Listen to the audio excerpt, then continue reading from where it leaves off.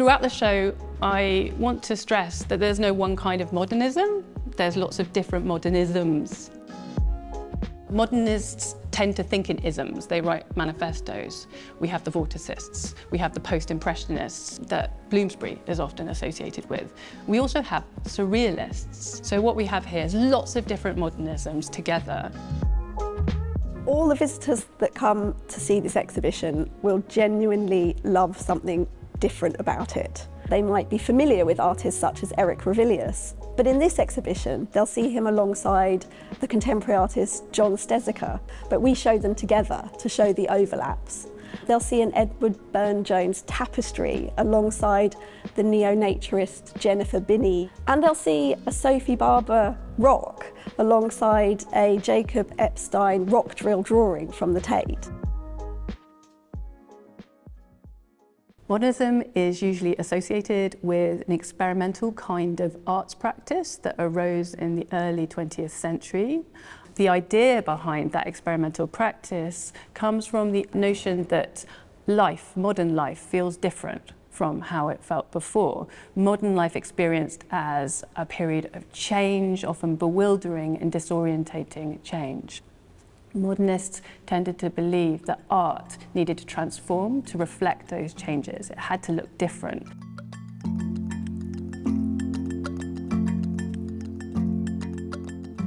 This exhibition is not organised chronologically.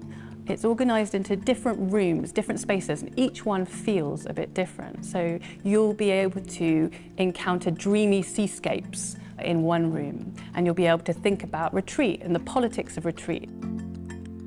In another room, you'll be able to think about abstraction and the politics of abstraction alongside thinking about modernist sculpture.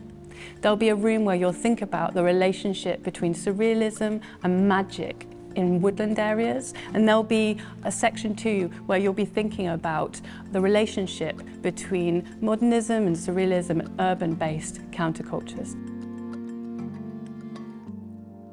Modernists often use the word provincial as an insult. But shifts happen over the course of the 20th century, shifts in how places outside of the big metropolises are seen. So in 1941, Clive Bell declares his dream of a new regionalism when he opens a gallery in Lewes.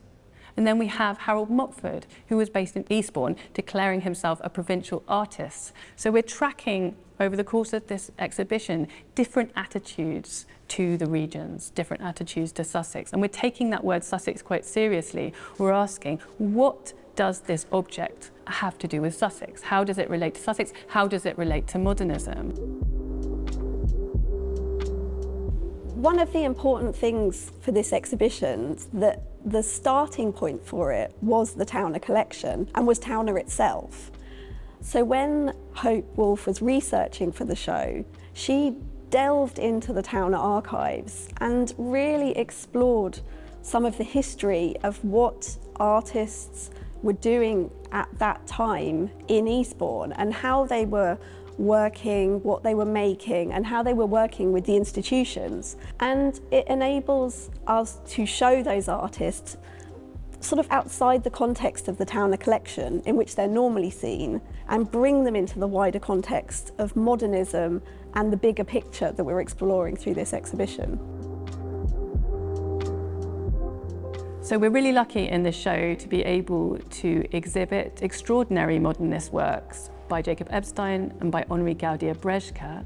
Joining them is a sculpture by Wilby Hart. Wilby Hart lived in a house of artistic women in Eastbourne. They were sculptors, novelists, and painters, and they're important to Towner's story in the Towner collection. They defended modernism in the town.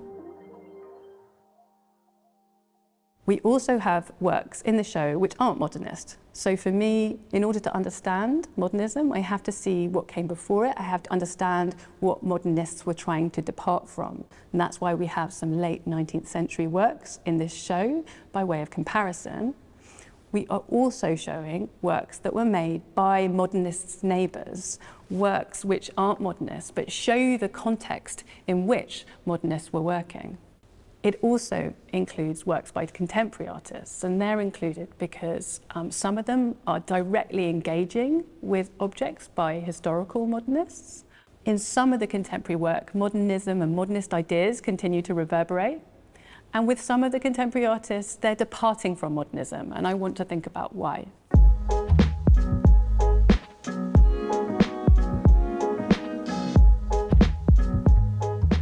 When visitors come to Towner over the summer, they'll be able to come into this show and really experience a wealth of exciting artworks, ranging from paintings and sculpture and textiles, from the historic to the contemporary, that all come together to explore this theme of both modernisms and what it means to be an artist in relation to Sussex.